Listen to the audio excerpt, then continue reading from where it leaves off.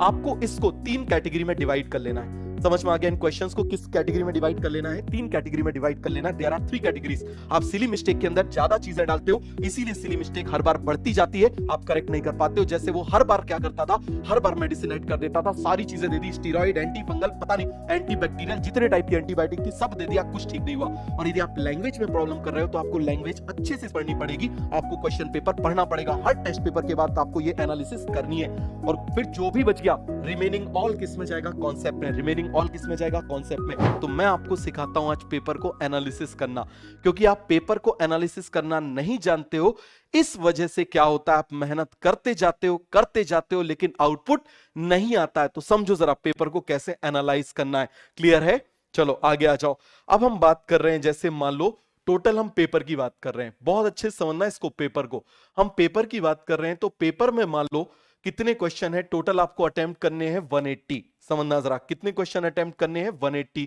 अब 180 क्वेश्चन में से मान लो आपने अटेम्प्ट किए, मान लो आपने अटेम्प्ट कितने कर लिए? 170 आपने अटेम्प्ट कर लिए। समझ में आ गया? कितने कर लिए आपने? 170 आपने क्या कर लिए? अटेम्प्ट कर लिए। क्लियर है? और 10 आपने क्या कर दिए? छोड़ दिए। अनअटेम्प्टेड आपने क्या कर दिए? अनअटेम्प्टेड। समझ में आ गया? कैसे कर दिया आपने, मुझे बताओ। अनअटेम्प्टेड कर दिए। अब ये जो 170 क्वेश्चन है, इस 170 क्वेश्चन में से मान लो आपके 110 जो है वो कैसे हो गए? करेक्ट। क्या हो गए? करेक्ट। और आप मुझे बताओ इसके बाद में आपके कितने हो गए? 60 आपके क्या हो गए? इनकरेक्ट। 60 क्वेश्चंस क्या हो गए आपके? इनकरेक्ट। आपको ध्यान इसी पे देना है। समझ में आ गया? आपको ध्यान इसी पे देना है, आपको ध्यान उस पे नहीं देना है कि जो आपके करेक्ट हो गए। अब आपको क्या करना है, बहुत ध्यान से समझो। आपको इसको 3 कैटेगरी में डिवाइड कर लेना है।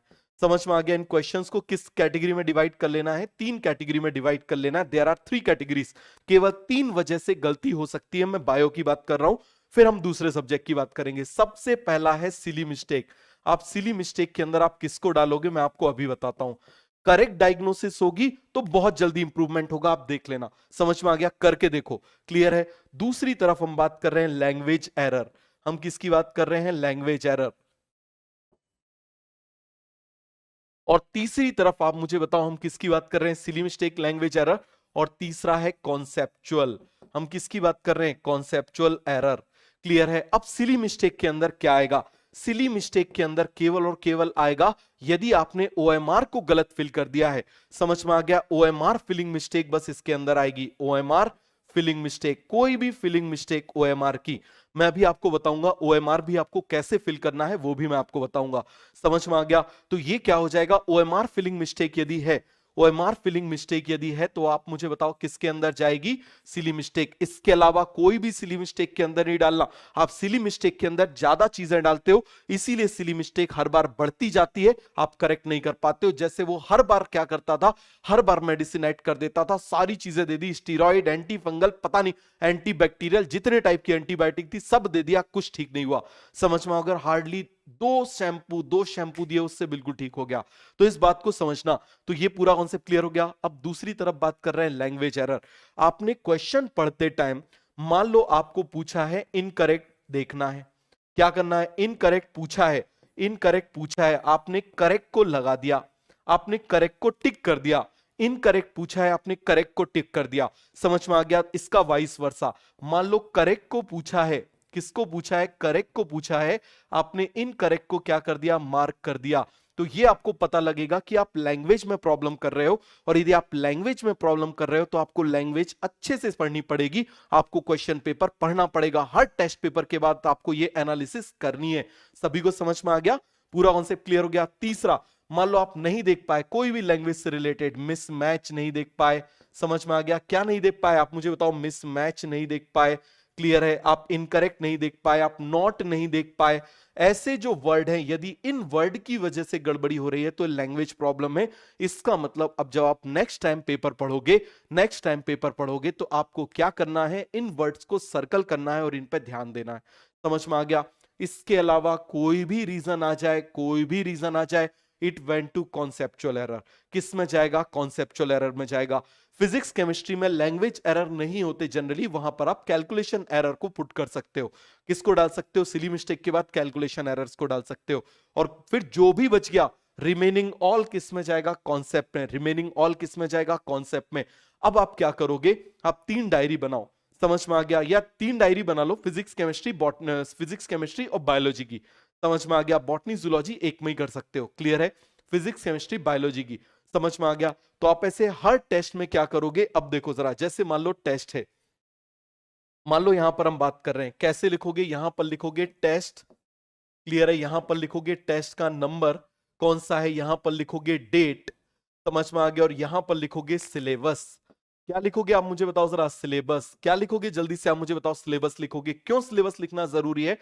जब मान लो आप final length full length paper करोगे और मान लो बार बार सपोज करो आपका इकोलॉजी का क्वेश्चन गलत हो रहा है, तो आप क्या करोगे कि इकोलॉजी वाला पेपर उठा के देखोगे जब आपने इकोलॉजी का पढ़ा था, और आप क्या करोगे उसमें देखोगे कि आखिर कौन सी चीज में उस समय मैंने गड़बड़ करी थी, और उसको सबसे पहले पढ़ोगे।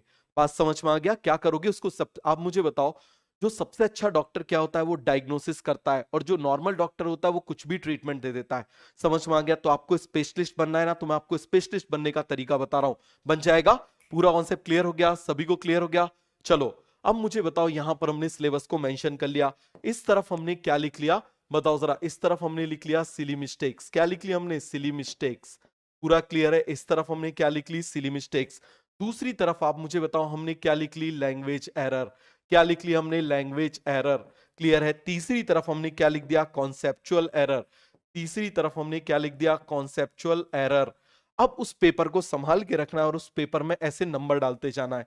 समझ में आ गया? मान लो क्वेश्चन नंबर 5 जो था वो आपका ऐसा हुआ था, मान लो क्वेश्चन नंबर जो 9 था वो आपका ऐसा हुआ था, और यहां पर लिखो कि आप नोट को नहीं देख पाए थे, सर्कल सर्कल कर लो। अब आप मुझे तो कॉन्सेप्चुअल में, मान लो आपका कॉन्सेप्चुअल कॉन्सेप्ट गड़बड़ हो गया, किसका? आर का, बायोटिक पोटेंशियल का। किसका हो गया? बायोटिक पोटेंशियल का। समझ में आ गया? किसका हो गया? अरे जैसे टेस्ट रिपोर्ट आता है ना, ब्लड रिपोर्ट आती है कि कौन कौन सी चीजें कमी है, उन उन चीजों को इंप्रूव करना है, उसी तरीके से ये आपका रिपोर्ट है, कौन कौन सी चीज आपकी कमी रह गई, इसको बनाते जाओ और इसके बाद पढ़ते जाओ। समझ में आ गया? इसको बनाते जाओ, इसके बाद में बढ़िया से पढ़ते जाओ। किसी को कोई भी डाउट है, कोई भी कंफ्यूजन है तो बताओ। क्लियर है? पूरा कॉन्सेप्ट क्लियर हो गया? अभी मैं आपको वो बताता हूं कैसे ओएमआर फिल करना है, वो भी मैं आपको ओएमआर फिल करने का तरीका बताता हूं। मैं आपको ओएमआर फिल करने का तरीका बता देता हूं। क्या बता दे रहा हूं, आप मुझे बताओ। ओएमआर फिल करने का तरीका बता देता हूं, तो जरा ध्यान से देखो। क्लियर है? जैसे मान लो आप क्वेश्चंस कर रहे हो, मान लो यहां पर है क्वेश्चन नंबर 1, यहां लिखा हुआ है ए बी सी डी, इस तरीके से लिखा हुआ है, ये 2 लिखा हुआ है, ये 3 लिखा हुआ है, ये 4 लिखा हुआ है, ये 5 लिखा हुआ है।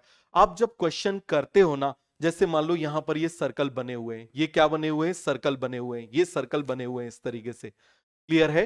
तो आप जब क्वेश्चन करते हो तो क्वेश्चन करते ही उसमें एक हॉरिजॉन्टल ऐसी लाइन बना दिया करो। समझ में आ गया? आपने फर्स्ट क्वेश्चन अटेम्प्ट किया, अटेम्प्ट करते ही मान लो उसका आंसर बी है, आपने बी में ऐसे मार्क कर दिया। मान लो ये आपने छोड़ दिया, आगे बढ़ जाओ। सी है, इसका आंसर सी है, इसको मार्क कर दो। इसका ऐसा, इसको मार्क कर दो। इसका ऐसा, इसको मार्क कर दो। इस तरीके से मार्क किया करो। और उसके बाद में जब फिल करते हो तो हमेशा स्टार्ट किया करो, पहले इस बाउंड्री को ऐसे मार्क किया करो। फिर से देख लो, मैं आपको फिर से बता रहा हूं, पहले इस बाउंड्री को मार्क किया करो जिससे वो बाहर ना चला जाए, फिर ऐसे भरा करो। आप करके देख लो, आप कोई भी तरीका अपनाओगे, इस तरीके, ये तरीका सबसे फास्ट है। मैंने सारे तरीके जो है अपने टाइम पे ट्राई करके देखे थे, ये तरीका सबसे ज्यादा फास्ट है। बन जाएगा? अब आप मुझे बताओ जरा, क्या करोगे? पहले बाउंड्री को ऐसे करोगे, फिर ऐसे कर दोगे, तो इससे ये लाइन बाहर भी नहीं जाएगी, ओएमआर सीट प्रॉपर तरीके से रीड होगी। सभी को समझ में आ गया? तो चलो ठीक है, विश यू गुड लक। समझ में आ गया? और एग्जाम के लिए, बोर्ड्स के लिए भी आप सभी को बहुत बहुत बहुत बहुत शुभकामनाएं कि आप लोग बहुत अच्छे से, समझ में आ गया, बहुत अच्छे से आप लोग क्या करो, पेपर दो। क्लियर हो गया?